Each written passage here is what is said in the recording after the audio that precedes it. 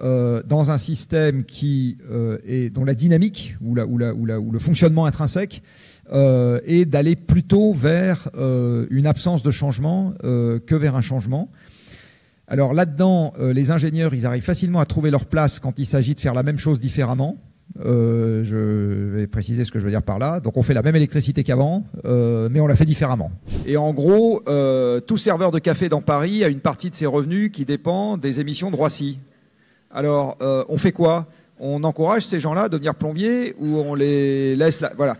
Donc il faut bien voir que nonobstant tout ce qui vient d'être dit et ce qui va être ajouté par Valérie, qui est beaucoup plus spécialiste que moi pour savoir s'il faut faire. Bon, il y a un truc juste pour répondre à la question. Je suis tout à fait pour qu'on développe les capacités nucléaires. Je suis le premier à dire que ça suffira pas, loin s'en faut, parce que c'est exactement ce que je suis en train de dire et je vais revenir là-dessus et insister lourdement là-dessus. Le 15 avril dernier, l'Allemagne renonçait définitivement à l'utilisation de ses 3 dernières centrales nucléaires.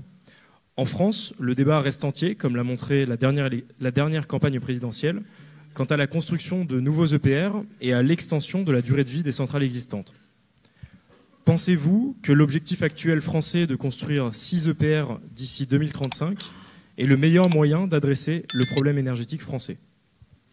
Aujourd'hui, en France, on consomme... Alors, modulo ce qu'a dit Cédric tout à l'heure sur le fait que quand on passe des fossiles à l'électricité, le rendement des appareils qui consomment l'énergie finale change.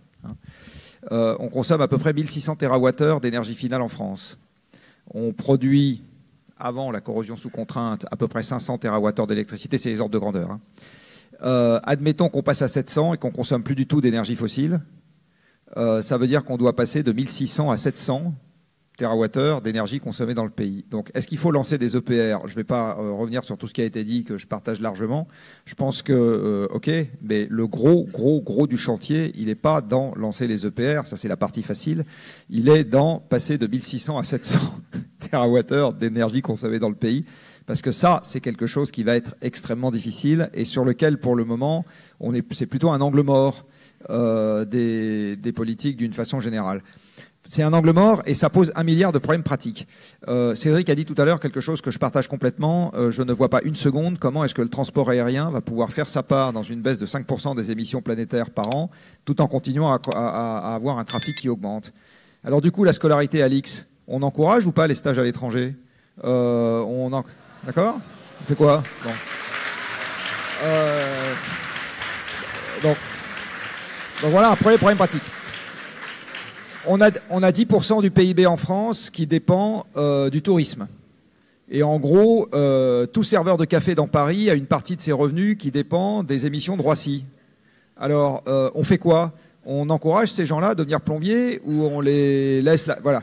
Donc, il faut bien voir que, nonobstant tout ce qui vient d'être dit et ce qui va être ajouté par Valérie, qui est beaucoup plus spécialiste que moi pour savoir s'il faut faire... Bon, il y a un truc, juste pour répondre à la question...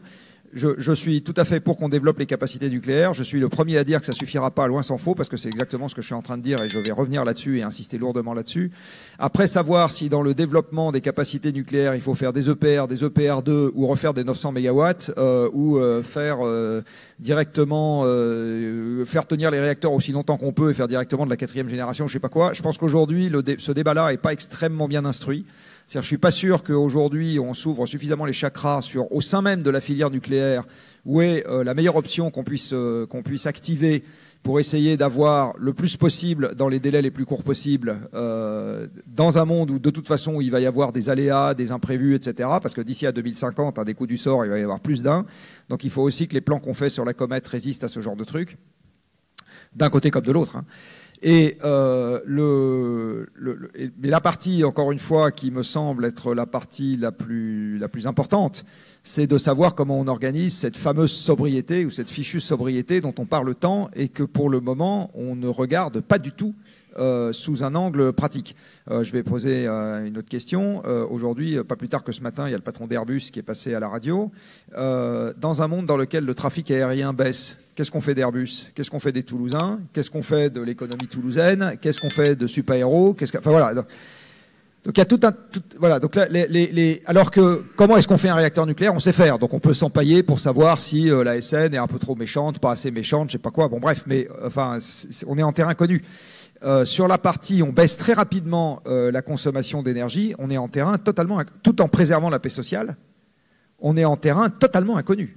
Totalement inconnu. Voilà, donc est-ce qu'il faut faire 6 EPR? Oui, très bien. Du reste, à mon avis, on n'en fait pas 6, on en fait 0 ou 50. Enfin, je veux dire, à partir du moment où on lance une filière, on ne va pas dire aux gens de la filière, ah bah attendez, on vous commande un bout.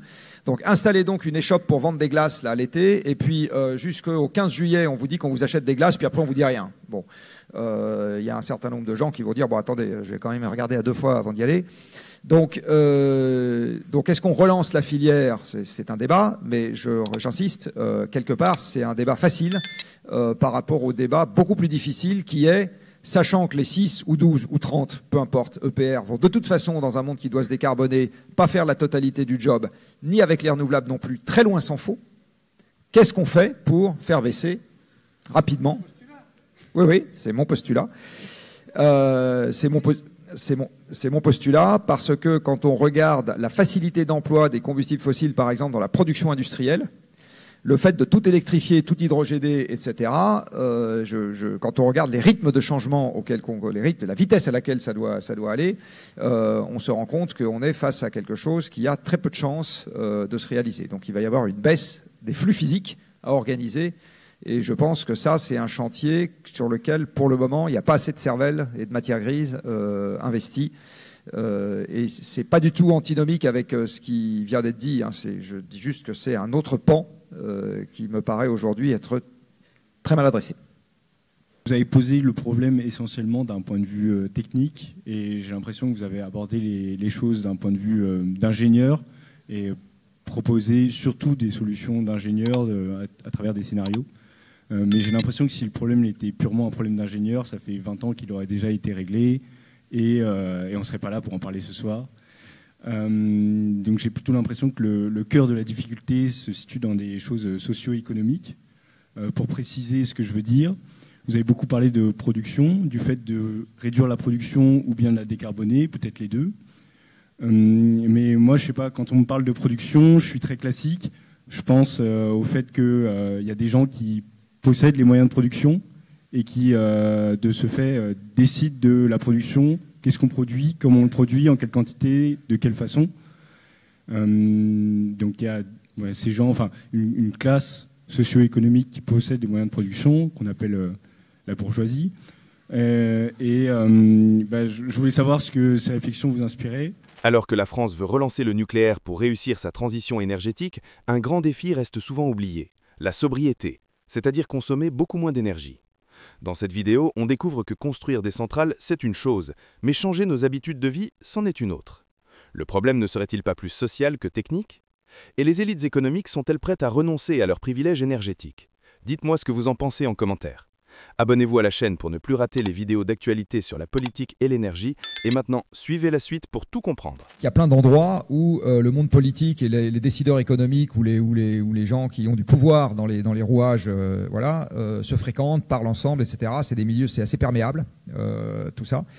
Et il faut savoir que quand on est riche et puissant, on se sent immunisé contre les malheurs du monde, à juste titre du reste, parce qu'on est riche et puissant. Donc voilà. Et donc, c'est des gens qui sont globalement plus inertes, enfin, ou en tout cas, ils sont pas très désireux qu'on change.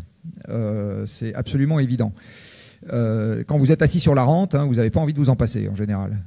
Donc là, il y a effectivement un vrai sujet de savoir comment est-ce qu'on arrive à mettre des coins dans un système dont la dynamique ou le fonctionnement intrinsèque et d'aller plutôt vers une absence de changement que vers un changement. Alors là-dedans, les ingénieurs, ils arrivent facilement à trouver leur place quand il s'agit de faire la même chose différemment. Je vais préciser ce que je veux dire par là. Donc on fait la même électricité qu'avant, mais on la fait différemment. Voilà. Alors ça, c'est un boulot d'ingénieur.